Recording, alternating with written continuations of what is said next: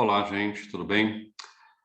Hoje vamos ter uma aulazinha de introdução ao Descartes, tá? Uma aula mais, eu vou ler alguns trechos, mas é uma aula mais positiva, com alguns dados que é bom vocês conhecerem, né?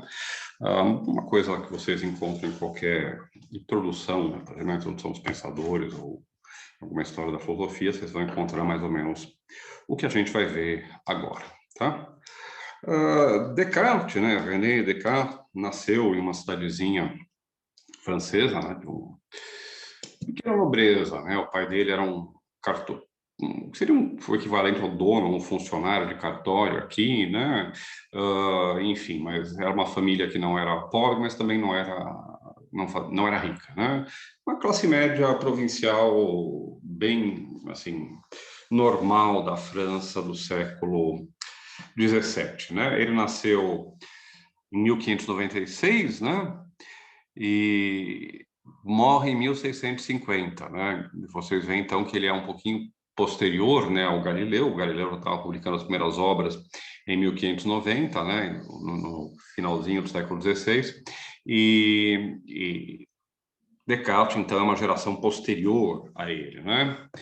E ele conta, né, se vocês lerem o Discurso do Método, que é uma das obras mais conhecidas dele, né, que todo mundo, mas que todo mundo lê, é um livro curtíssimo, você lê em 2 horas, né, no máximo, e é extremamente importante para a história da filosofia, embora nem sempre aquilo que seja importante seja de fato percebido em uma primeira leitura, né, mas o Discurso do Método tem uma espécie de autobiografia, né, no começo, em que ele conta a historinha da vida dele, né, e todo mundo lembra, das coisas importantes que aparecem lá é sobre a educação dele, né? Ele conta que ele foi para um colégio, o colégio jesuíta de La Flèche, né?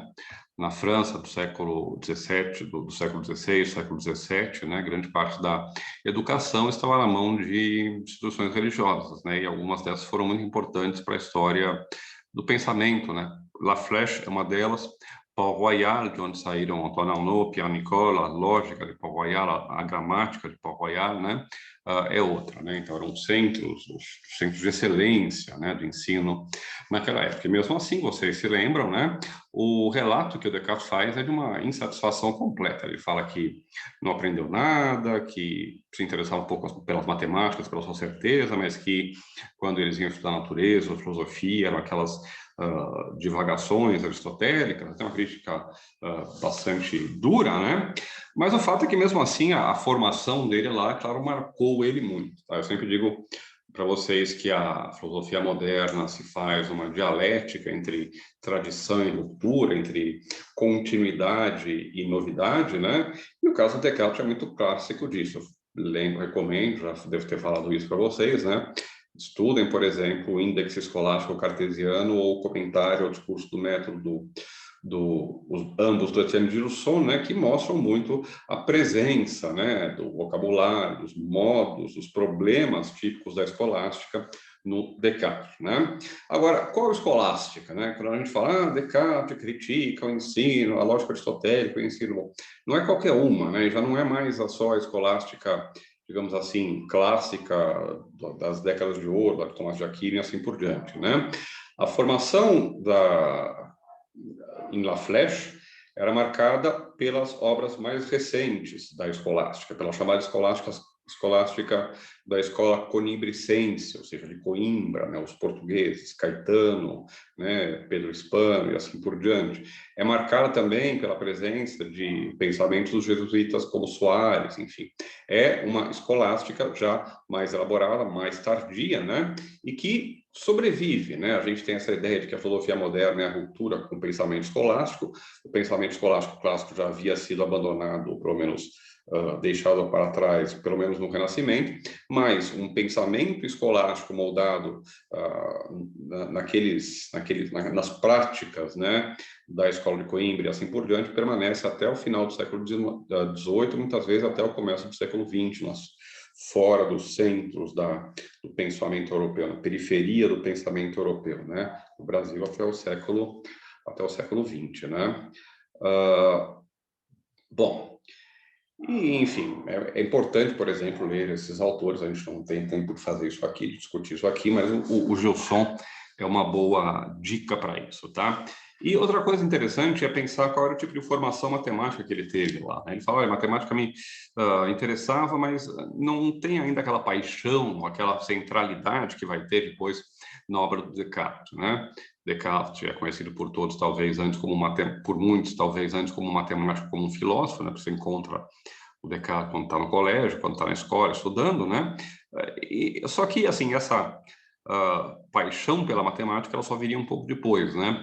A matemática que se estudava em La Flèche era uma matemática clavista, né? Baseada na obra de Francisco Clavius, que era um precursor do algebrismo, mas não era ainda lá, né? O que seria depois a álgebra de Viette e assim por diante, né? E Descartes, então, de fato, se entusiasma pela matemática, quando ele começa a ler, de fato, os algebristas italianos e franceses, né? Cardano, Tartaglia, Viette, assim por diante, e sobretudo quando depois, em um certo momento, já quando ele está na Holanda estudando, vamos chegar lá, ele começa a ler obras como, por exemplo, as obras de Apolônio e Pappos, né, que desenvolvem métodos, por exemplo, método de exaustão e assim por diante, que apontam novos caminhos, que são a inspiração para aquilo que seria a grande contribuição do Descartes à matemática, que é a chamada geometria analítica, né, a geometria que representa as linhas e curvas através de equações, né, algébricas. Bom, depois que ele se forma, né, ele consegue não precisar trabalhar, né? O pai dele morre, a família, ele herda algum dinheiro, ele é mais ou menos zeloso com seu patrimônio, né? E então ele consegue a sinecura de não ter que trabalhar, né, pelo resto da vida e se dedicar às suas atividades, né? Mesmo sem ser um milionário, né, como outros seriam, né? É interessante, tem vários estudos sobre isso, né? Há toda uma divisão econômica, né, refletida na filosofia moderna, né? Você tem que arranjar um jeito de poder pesquisar, né? Alguns vão acabar entrando na universidade, mas é um processo que não é homogêneo e se a gente for olhar numericamente, talvez a maior parte dos filósofos modernos não sejam universitários, a não ser a partir do século XIX, né? Mas os filósofos têm que achar jeitos de ganhar dinheiro, né? Hume foi bibliotecário, historiador, Bacon foi político, Locke foi secretário de nobres, né? Outros foram de ordens religiosas, né? Berkeley, enfim, Mersenne, e assim, Malebranche, e assim por diante, né? Bom, o Descartes teve essa facilidade, né, de não precisar trabalhar para ganhar a sua vida, né? O que obviamente é uma facilidade para poder estudar filosofia. E aí, então, depois que ele se forma, ele ele se alista no exército, né? No exército de Maurício de Nassau. Como é que ele vai se alistar no exército estrangeiro? Bom, a ideia de nação, a ideia de fronteiras nacionais, ela ainda é bastante fluida na época, né? A modernidade é também, além de ser a época do surgimento da filosofia moderna, o surgimento das nações-estado, né? O surgimento do Estado-nação, né? O surgimento do Estado burguês, capitalista, comercial e assim por diante, né? Mas no momento em que o Descartes está falando, a gente ainda tem uma certa fluidez, né? Há divisões que são mais religiosas do que geográficas ou de soberania estatal, né? Enfim, então ele vai lá para a Holanda, né? E se alista no exército do Maurício de Nassau. O Maurício de Nassau, como vocês sabem, é um sujeito que veio aqui colonizar o Nordeste, né? Recife, enfim, Pernambuco, e a gente sabe, né, que quase por muito pouco o Descartes não acabou vindo para o Brasil, né? Imagine o Descartes no Brasil. Alguém imaginou que o Paulo Leminski, aquele poeta e escritor curitibano, paranaense aqui do Paraná, né, que escreveu um livro que é justamente imaginando o que aconteceria se o Descartes chegasse no Brasil, né? Bom, é um romance, uma ficção, mas é bastante divertido, né? Ilustra algumas questões interessantes sobre a mentalidade do europeu, muito mais do europeu do que do próprio Descartes, né? Mas, enfim, ele vai lá, então, para a Holanda, né? Se alista no exército, fica algum tempo, e ele não é a pessoa mais, digamos assim, empenhada no trabalho do mundo, mundo, né? Ele sempre gostou de acordar tarde, né? Sempre gostou de ficar mais tempo pensando na cama do que no batente, né? Então, depois de um certo tempo, ele acaba saindo do exército, né? E vai lá, se muda para Amsterdã, porque questões de liberdade de pensamento, liberdade religiosa, e começa a fazer suas experimentações, né?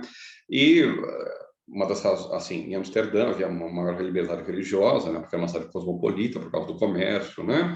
Havia também menos restrições às investigações físicas, anatômicas, fisiológicas, né? Uma das razões pelas quais um dos programas preferidos do Descartes em Amsterdã era ir nos abatedouros, pegar carcaças de animais para ficar estudando a anatomia, né, dos bichos, tal, e assim por diante. Enfim, o Descartes, né, vai lá para se alista no exército de Maurício de Nassau. Em 1618 ele está lá, e um dia ele está, em 10 de novembro de 1619, ele está na tenda dele, na barraca de campanha dele, junto a um fogareiro, né, um fogão a lenha aqui, né, bem cobertinho, tomando, sei lá o que ele estava tomando, não sei se tinha chocolate lá nessa época, ou café, mas estava tomando uma bebidinha quente, né, um vinho, um conhaque, e aí ele tem adormece e tem um sonho, né? O famoso sonho, né, de 10 de novembro, né? E nesse sonho ele conta os sonhos, tem um texto interessante, né? Mas ele tem várias imagens, né? Muito mística. E assim, veja, o Descartes, o grande racionalista, embarca em seu projeto de fundamentar a nova ciência física por uma inspiração divina, porque Deus aparece para ele no sonho e ele se concebe, né? Bom, agora minha tarefa é essa. Qual é essa tarefa dele? Criar uma ciência única e universal, uma Mathesis Universalis, né? Uma ciência unitária, modelada no ideal matemático, no modelo matemático, especialmente no modelo matemático da geometria e do seu sistema axiomático dedutivo, tal como está presente lá nos elementos de Euclides. Mas a coisa vai ser um pouquinho mais complicada, né? Quando se trata de dizer, bom, o que de fato o Descartes pega da matemática na sua Mathesis no seu sistema, né? Uma das consequências importantes desse sonho não é só a ideia de matérias universais, mas o que a ideia de matérias universais contém. Ela contém, além da ideia de uma ciência unitária moldada no ideal matemático, também a ideia de que ciência que é ciência que se preze, tem a sua confiabilidade garantida pelos seus fundamentos. Ou seja, todas as ciências são uma parte de uma única ciência, ou de um único saber, ou de um único conhecimento, porque elas têm um fundamento único, né? Aparece o tempo todo no Descartes, nos modernos, a imagem da árvore do saber, na qual, digamos assim, a metafísica, eu não lembro exatamente agora, depois eu procuro jeitinho para não falar bobagem para vocês, né? Mas a metafísica e a física são o tronco, acho que a metafísica, depois a física e os ramos diversos, né? A medicina, a ética e assim por diante saem, né, dessa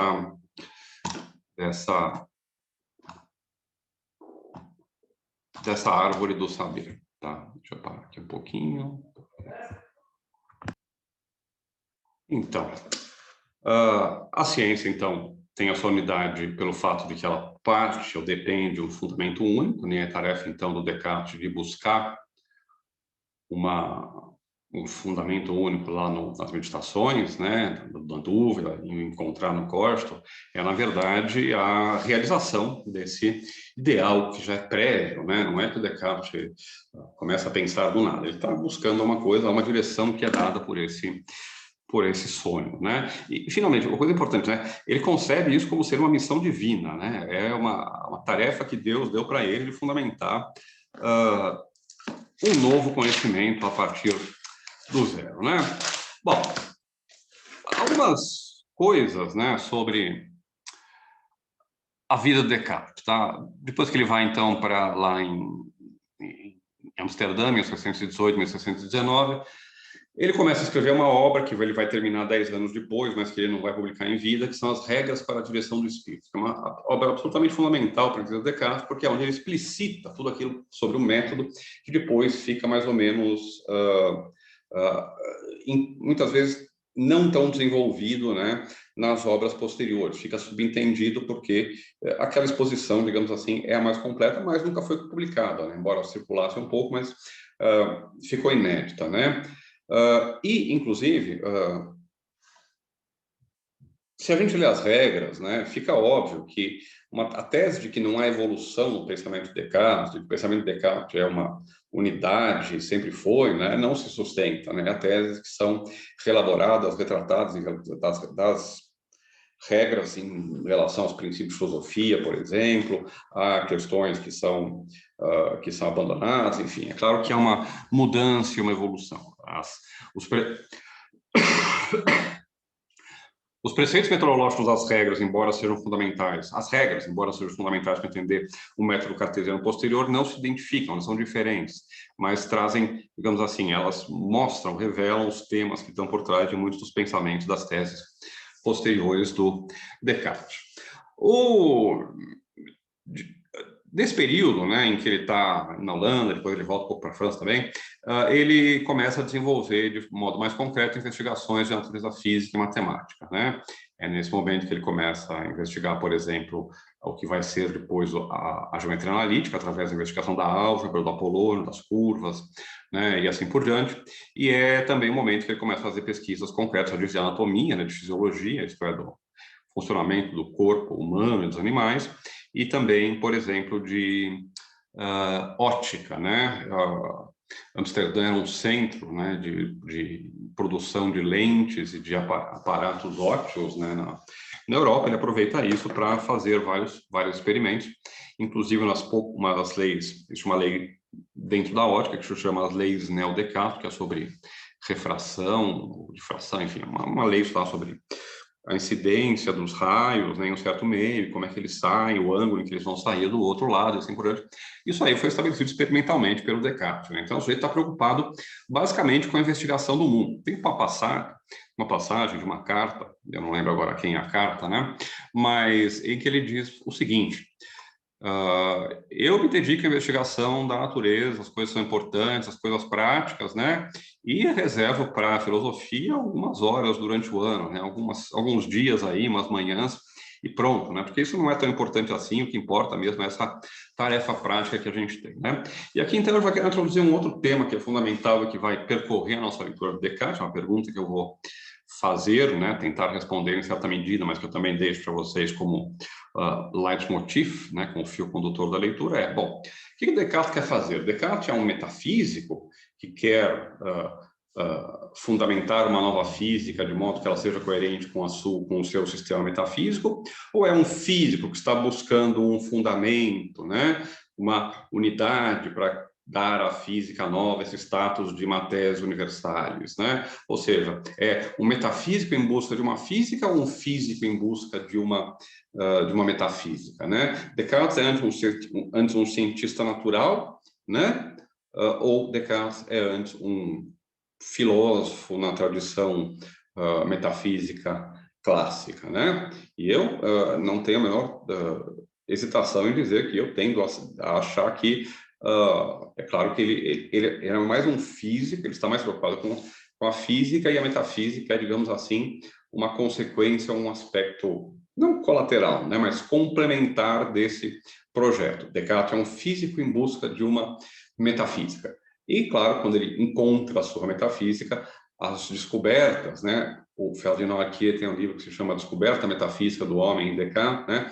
As descobertas, ou as possibilidades que essa metafísica traz, vão acabar ultrapassando em muito o sucesso, né, da física cartesiana. A física cartesiana é logo esquecida, não totalmente, no século XVIII ela ainda era uma opção, né, válida.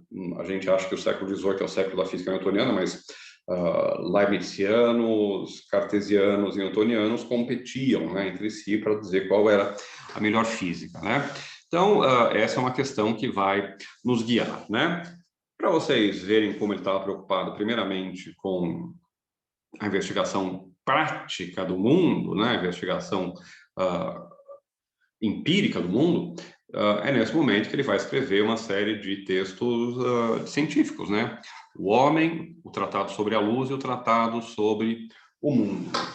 Eu tenho eles aqui, depois eu acho para vocês e mostro. Tem uma tradução brasileira da Unicamp, feita pelo professor César Battisti, lá da Unicamp, que é excelente, contém esses tratados físicos, né? Ele escreve esses tratados entre 1633 e 1630, e 1633. Se vocês lembram lá da nossa aula sobre o Galileu, né, Galileu tinha sido condenado pela primeira vez em 1616, e ele é condenado definitivamente, né, à prisão domiciliar, né, prisão, né, em 1633. E eu usei a palavra bundão, com perdão, né, do vocabulário, para me referir ao Descartes, porque o Descartes, quando soube disso, falou, não vou publicar nada do que eu tenho, eu acho que isso é verdade, mas eu vou deixar porque eu não quero briga, eu quero o Descartes seguia a máxima do Tim Maia, né? Eu quero é sossego, tá? Então, por isso, ele não publica esses textos. Mas, apesar disso, nesse período muito breve de 4 anos, né, entre o final da redação desses tratados e a publicação do discurso do método, do discurso do mestre, eu vou explicar isso também, ele vai, digamos assim, ter uma sequência de anos admiráveis, muito produtivos, né? Nos quais ele escreve justamente a sua primeira grande obra filosófica, ou aquilo que se tornou a sua primeira grande obra filosófica, mas que não é, então, essa é a razão, um livro autônomo, né? O discurso do método não foi pensado como uma obra para ser lida, né, num formato de bolso separado dos outros, né? Ela é o prefácio, a introdução a 3 tratados científicos que são o resultado dessa investigação que o Descartes estava empreendendo, que são a dióptrica, né, que justamente trata da óptica, né, investiga a luz e os fenômenos dos raios de luz, né, os meteoros, que meteoros não estuda exatamente os meteoros, né, seria mais ou menos o que a gente chama de estuda os fenômenos celestes, né, cometas, meteoros, nuvens, coisas assim, né, atmosféricos também, né, seria um tratado de meteorologia mais que meteoros, tá? Talvez. E, sobretudo, o grande tratado que é prefaciado pelo discurso do método é a geometria, né? A geometria de Descartes, 1937, que também está sendo introduzida, não sei se já foi publicada pelo professor César Batista lá da Unioeste, é a obra que vai, digamos assim, inaugurar a matemática moderna, né? Depois, pelos seus desenvolvimentos, permitir tudo aquilo que vem no século XVIII, né? Euler e assim por diante, e o cálculo e todos os desenvolvimentos posteriores, né? Porque justamente o que ela faz é expressar a geometria através de relações algébricas. Então, ela une a geometria de Descartes, duas áreas da matemática que estiveram sendo historicamente separadas, né? Ao longo da história, costumou-se conceber, né, que aritmética e geometria são as 2 grandes disciplinas que compõem a matemática. A aritmética trata de números, né? A geometria trata de figuras, né, e formas, e ambas são, digamos assim, heterogêneas, né? Elas correm paralelas. Elas têm fundamentos que são semelhantes na sua certeza e assim por diante, mas as regras de um domínio não se aplicam às do outro domínio. O que a geometria analítica de Descartes faz é justamente através, primeiro, de um instrumento que potencializa a aritmética e transforma a aritmética em outra coisa, que é a álgebra, né? Permitir você, justamente, com o uso de variáveis, incógnitas, equações, né? Você exprimir relações espaciais em termos numéricos, né? E exprimir relações numéricas, equações numéricas em termos espaciais. Portanto, números de espaço, aritmética e álgebra e geometria, que andavam separadas, depois do Descartes, se tornam unidas, né? Isso assim, não é pouca coisa, né? Se Descartes tivesse escrito só a geometria, ele seria uma das mentes mais brilhantes de toda a história da humanidade, tá? É um livro que eu gosto muito, né? Um livro muito divertido de ler, muito bonito, né? Muito mais... é interessante porque você sente, né, o espírito pulsando e buscando e descobrindo algo novo, né? Ele não tem as palavras certas às vezes, é muito complicado de entender porque ele descreve as coisas com palavras, né, em vez de adotar de fato sempre uma expressão algébrica ou matemática, né?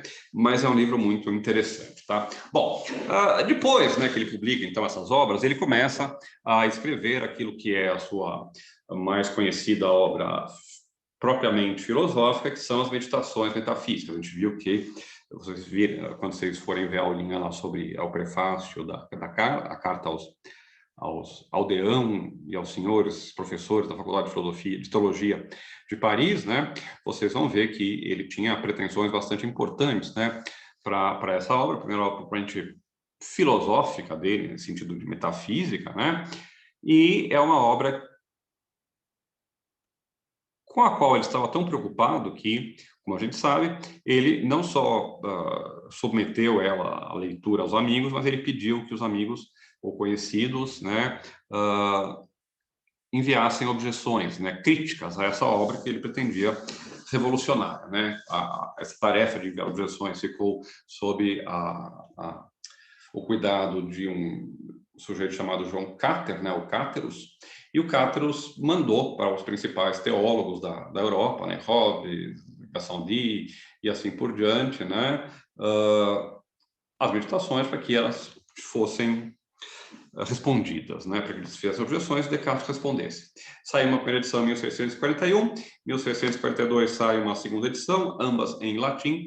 Logo em seguida, 1647, se não me engano, sai uma edição traduzida pelo Duc de Luynes e pelo Clarselier, que é revisada e, digamos assim, autorizada, entre aspas, né, pelo Descartes. Tem muita discussão para saber se, de fato, o Descartes revisou isso aí, ou simplesmente ele foi gentil, não queria briga, né, queria sossego, falou, não, tá beleza, trabalho de vocês, não vou mudar nada, mas tinha coisas que não são totalmente precisas na tradução e assim por diante, mas o fato é que a gente tem essas duas edições, né,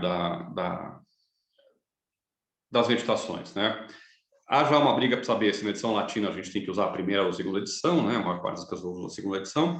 E depois há uma briga para saber se a gente deve usar a tradução francesa, a edição francesa ou a edição original em latim, né? Tanto faz, né? O ideal é usar os dois, né? E tentar fazer sentido de tudo. A gente tem traduções do latim em português, aquela feita pelo professor Fausto Castilho da Unicamp. A gente tem traduções do francês, aquela feita pelo Jacob Ginsburg, eu acho que era o Bento Prado Neto, aquela que saiu pela de Fel, depois nos Pensadores, foi reproduzida, né? Eu acho que a Martins Fontes do francês também, enfim. Tem várias, a gente tem várias traduções diferentes, tá? Bom, em 1644, ele publica o seu tratado de filosofia, que são os princípios de filosofia, que tem, se eu não me engano, agora, se eu não me engano, 4 partes, tá? A primeira parte é propriamente filosófica, né? E vejam, a forma desse tratado é muito diferente. Ele apresenta não naquela forma fluida dos discursos, ou naquela forma mais dialogada, né? Quase uma conversa das meditações, mas na forma de um tratado escolar mesmo, escolástico mesmo, né? Com princípios, teses, corolários e assim por diante, né? Formatinho clássico para servir de livro-texto nas universidades da época. Tá? E é esse o objetivo pelo qual ele escreve esse livro. Então, a primeira parte é filosófica e as outras partes restantes, se não me engano, são 3, agora tem que folhear o livro para lembrar exatamente, são sobre biologia, fisiologia, física e assim por diante. E vejam, então, ele retoma, né, esse interesse que sempre foi a principal da vida dele, que é o interesse propriamente científico, né? E no final da sua vida, logo antes de morrer, ele escreve um texto que se chama As Paixões da Alma, em 1649, em que ele faz um exame da fisiologia, se você quiser, da psicopatologia das nossas paixões, né? Paixão vem de patos, né? Aquilo, uma coisa que a gente recebe, aquilo, uma coisa que é impressa em nós, em relação à qual nós somos passivos, né? Não tem a ver com amor que rói a gente, né? No sentido original grego, né, de patos mesmo. Então, tem o Tratado das Paixões, mas que explica, então, a partir dos princípios da sua filosofia, a vivência interior dos seres humanos, né? Quando alguém disser para vocês que Descartes é o sujeito que só conhece a razão, que ignora as emoções, falam, ó, ele escreveu um livro chamado As Paixões da Alma, tá? Bom, ele já estava bem conhecido na época, né? Já era uma celebridade, e isso fez com que ele fosse chamado, em 1649, né, na data da publicação das Paixões da Alma, pela rainha Cristina da Suécia, para dar umas aulinhas para ela, né? Ela se interessava por filosofia, queria entender esse negócio de separação de corpo e alma. Só que o Descartes, que às gostava de ficar no quentinho, né? Acordar às 11 da manhã, teve que aceitar as regras da rainha, né? Você não vai discutir com uma rainha, né? E ela queria que ele acordasse às 6 da manhã para dar aula para ela, né? Vocês imaginam que o inverno Na Suécia, no inverno, às 6 da manhã, além de estar completamente um breu, né, deve fazer menos 25 graus, né? E não há aquavite, smorgasbord ou salmão defumado que vão resolver isso, né? O que Descartes fez? Descartes morreu, né? Ela congelou Descartes não aguentou 6 meses do inverno da vida na Suécia, acordando 6 da manhã com frio, tadinho. Eu ia, nessa aula, também já ler os preceitos do método e continuar, né? Mas vamos fazer por partes, tá? Porque eu estou vendo que meus vídeos costumam ficar mais compridos do que deveriam, eu falo bastante, né? Então, vamos cortar por aqui. Ok, meus repolhos? Fiquem bem. Até daqui a pouco, mais uma conversinha sobre o Descartes. Deixa eu estopar o meu recording aqui. Tchau, tchau.